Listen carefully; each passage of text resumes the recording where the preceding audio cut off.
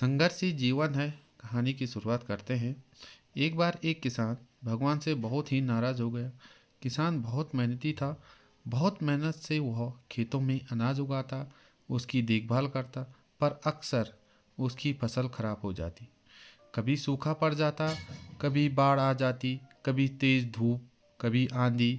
कोई न कोई कारण बन ही जाता कि उसकी फसल खराब हो जाती। एक दिन वह किसान गुस्से में आसमान की ओर देखकर भगवान से कहता है, हे ईश्वर, आपको लोग सर्वज्ञाता कहते हैं, मानते हैं कि आप सब जानते हैं, कहते हैं कि आपके इच्छा के बिना एक भी पत्ता नहीं हिलता, पर मुझे तो लगता है कि आप छोटी सी छोटी बात भी नहीं जानते।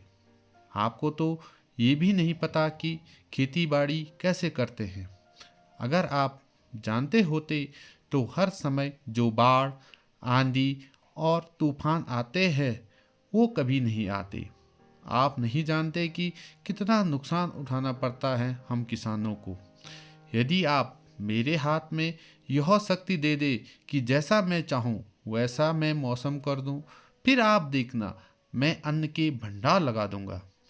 भगवान इस किसान के तीखे वाक्य सुनकर मुस्कुराए और वह किसान के सामने प्रकट होकर बोले, मैं आज से तुझे यह शक्ति देता हूँ कि तुम अपनी खेती पर तुम्हारी जैसी इच्छा हो तुम वैसा मौसम कर दोगे। मैं बिल्कुल भी दखल नहीं दूंगा। तुम्हारी इच्छा से सब कुछ होगा। किसान बहुत खुश हो गया।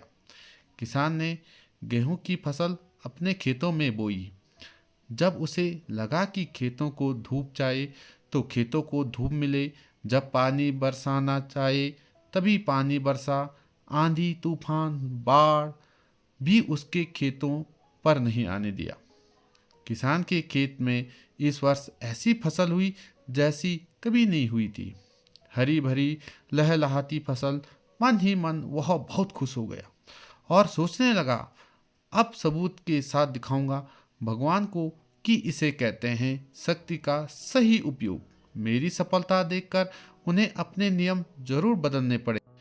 कुछ दिन गुजरे, फसल कटने को तैयार हो गई। किसान बहुत उत्सुकता के साथ फसल को काटने लगा, पर जैसे ही उसकी नज़र गेहूं की बालियों पर गई तो उसने अपना सिर पीट लिया और वह रोने चिल्लाने लगा। गेहूं की एक भी बाली के अंदर गेहूं का दाना नहीं था।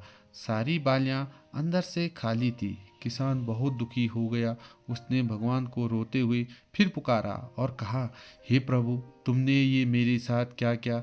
क्या तुमने मुझे कोई सजा दी? भगवान बोले, पुत्र, ये तो होना ही था। तुमने पौधों को संघर्ष करने का मौका ही कहाँ दिया।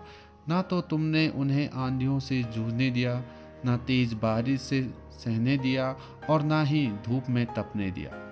एक भी चुनौती का सामना तुमने उन्हें नहीं करने दिया, इसलिए सारे पौधे अंदर से खोखले रह गए। जब आंधी तूफान तेज बारिश और धूप पड़ती है तभी ये पौधे अपने अस्तित्व को बचाने के लिए संघर्ष करते हैं, और इसी संघर्ष से एक बल पैदा होता है जिसमें शक्ति होती है, ऊर्जा होती है, और यही ऊर्जा पूर्ति तेरे गेहूं के दानों की तरह है जो नहीं फूटी, क्योंकि तूने उन्हें कठिन परिस्थितियों से गुजरने ही नहीं दिया।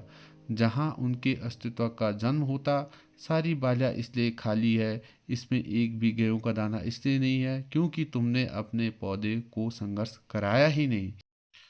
याद रखिए, स्वर्ण में स्वर्णीय आभा तभी आती है जब वह आग में तपने, गलने और हथौड़े से पीटने जैसे संघर्षों से गुजरता है।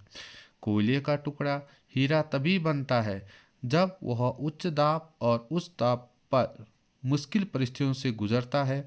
इसी तरह यदि हमारी जिंदगी में कोई संघर्ष ही ना हो, कोई चुनौती ही ना हो, तो हम भी गेहूं की बालियों की तरह खोखले रह जाएंगे और हमारा भी कोई अस्तित्व नहीं होगा। धन्यवाद।